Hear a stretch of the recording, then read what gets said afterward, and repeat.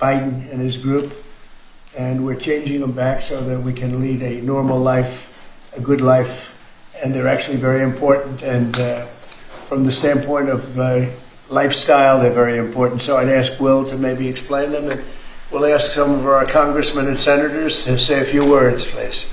Yes, Mr. President. As you said, we have 4 bills for your attention today. These are bills that have been passed by Congress. In the closing days of the Biden administration, they pushed through a large number of rules and regulations that really hurt ordinary Americans, including in their own homes. So the first of these is HJR 20.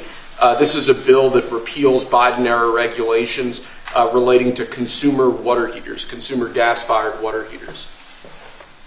Who was in charge of this one? This is Gary and myself, sir. Gary Palmer sponsored it, but this bill specifically saves a factory in my district. 300 Georgians will continue to have their jobs as soon as you sign that.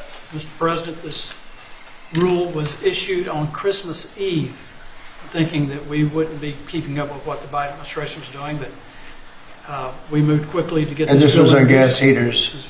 Banning natural gas. Isn't that tankless ridiculous? water heaters. And how were you supposed to get your heat then? Through electric? That's through electric. Yeah.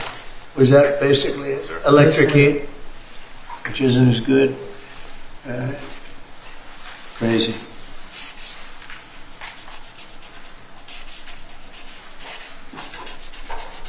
You Gary, hold that up. Brian, hold that up. You guys were great. Thank you, Mr. President. No sense, just no sense. But in addition to that, you have a lot of workers that lose their job, right? Yes, sir. Right. 300 workers Crazy. saved because of you. Good, thank you. Thank It's you. an honor. There's the Golden Dome, by the way, if you're interested. There's the Golden Dome. It'll save all your lives someday, maybe. Okay, good. Thanks, Brian. You hold it up. Yes, sir. Next, Mr. President, we have House Joint Resolution 24. This is the same basic idea, but this relates to walk-in coolers and freezers and other refrigeration devices. Again, last-minute Biden-era regulation that hits ordinary Americans hard. And what did they do? They put increase, sorry, they increase the you can energy speak to this. efficiency requirements for walk-ins, coolers, and freezers, and therefore putting an undue burden on businesses across the country. Everything from restaurants to pharmacies, hospitals were To all a point going to where be it didn't work. impacted. In other words, they made the restrictions so strong that it didn't work. And it was going to cost them so much money to actually meet the energy efficiency standards, which didn't really save much money. So this is going to actually help our small businesses across the country, Mr. President. Good.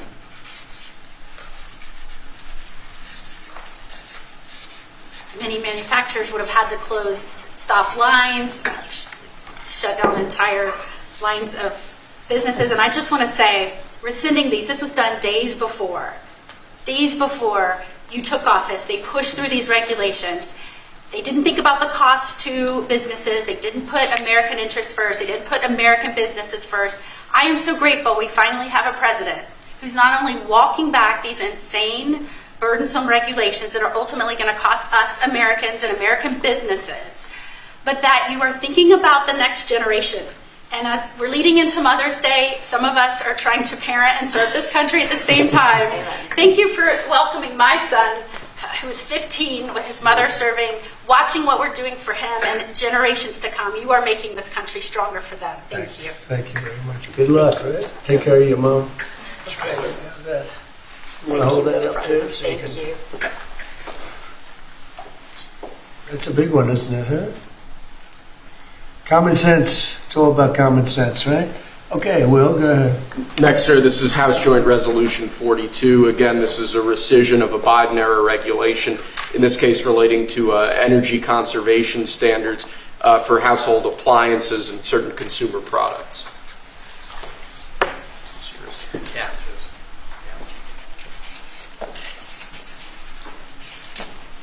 That's a good one. I know who's over there. I know who did this. Explain that, please. Sure. Look, this is helping fight inflation because the cost of the burden on appliance manufacturers is going to drive up the cost of them producing household products, which means that when you go buy a washer, dryer, any appliance, it was going to drive up the cost for consumers. It reduces consumer choice. But in the bottom line, we've been trying to fight inflation. This fights inflation. This takes the cost out of producing these products that Americans need every day. And when you add all this up, it's one regulation here, one regulation there. They always say it's de minimis, but when you add it all up, it costs a lot to American consumers, and this is fighting back. And it's not as good. And it's not as good. Not nearly as good, not nearly as efficient, and more costly.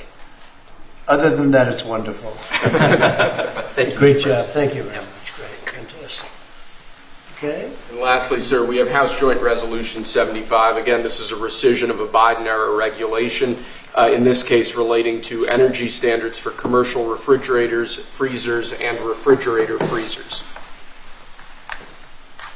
Do you have the sink one in here? The sinks and shower heads?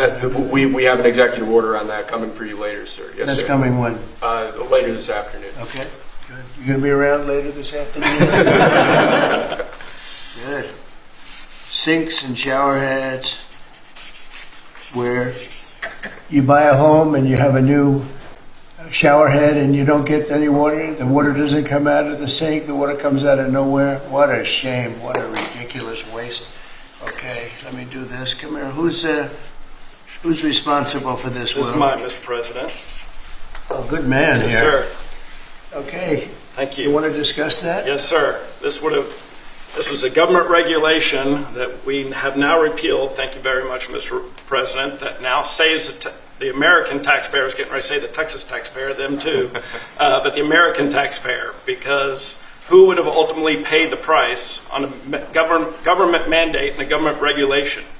The people of America. So you just say the American taxpayer money. So thank you very much. That's fantastic. Thank you. It's a great job. Okay, any questions? Mr. President, Mr. President, airlines said today that the 10% baseline tariff on all countries is here to stay, Yeah. even after the deals are done. Does that mean that countries offering zero tariffs won't get reciprocity? You are going to always have a baseline. I mean, there could be an exception at some point. We'll see. You know, somebody does something exceptional for us. That's always possible. But basically, you have a baseline of a minimum of 10%.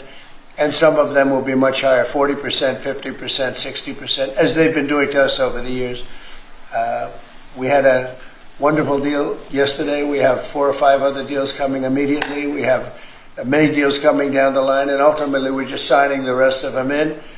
But we always have a baseline of 10%. And then specifically on the possibility of an increase in taxes on wealthier Americans, what do you say to conservative Republicans who argue that this is an increase on small business owners? Well, what we're doing is we're actually, if we ever did that, it would only be, and from what I hear, people would love to do it, rich people. I would love to do it, frankly, but what we'll do is that, they'll go around saying, oh, this is so terrible. What you do it is you're giving up something up top in order to make people in the middle income and the lower income brackets save more.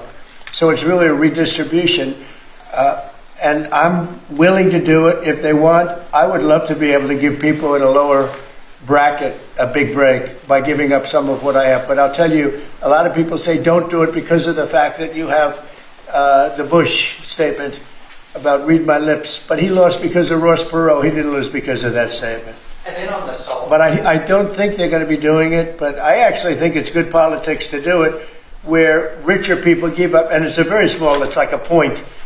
But they give it up to benefit people on a lower income. And then on the salt tax credits, Mr. President, there are some Republicans who say, why is it that these 45 other states should be paying taxes to alleviate the tax burden of New York? Or It's only because those states are behind, very badly behind, and those people were affected very badly.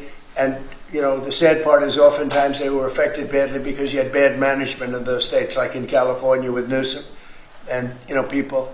So you had some bad management. But that's being worked on now, and they may do a piece one way or the other.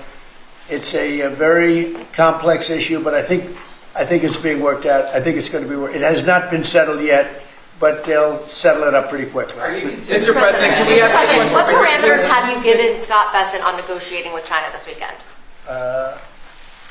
We have to make a great deal for America. Are you going to be disappointed if he comes back without a deal? No, not at all. Because we already made a great deal. we're not doing business with China right now. Given your relationship with We private lost $1 trillion last year with China, $1 trillion. So if you're not going to do business with them, you're not going to lose $1 trillion. But we lost. I want China to do great. You know, I'm very friendly with President Xi. I have great respect for him and for China. But we can't continue to allow them to do what they did. When I was president, they paid hundreds of billions of dollars in tariffs and taxes. And then Biden screwed it all up. What he did to this country between the border and between all of the other problems, the wars, everything, what he did to this country should never be forgotten. But one of the things he did is the trade was so bad and so imbalanced. So I think we're going to come back with a fair deal for both China and us. Have you given Besant a number of how low you're willing to go? Yeah, I am. Are you willing to share that number? Yeah. But I put out a number today, 80%, so we'll see how that all works out. Mr. President, the U.S. Embassy in Kyiv is warning right now about possible Russian significant attack on Kyiv. What's your message for Putin? I have a message for both parties. Get this war ended. We're losing 5,000 soldiers a week, Russian and Ukrainian soldiers, and other people also, by the way. And I say, get this stupid war finished. That's my message for both of them. Thank you very much. We'll see you later. Thank you, Press. We're heading out. Thank you, guys. Thank you. Right out through there. Thank you.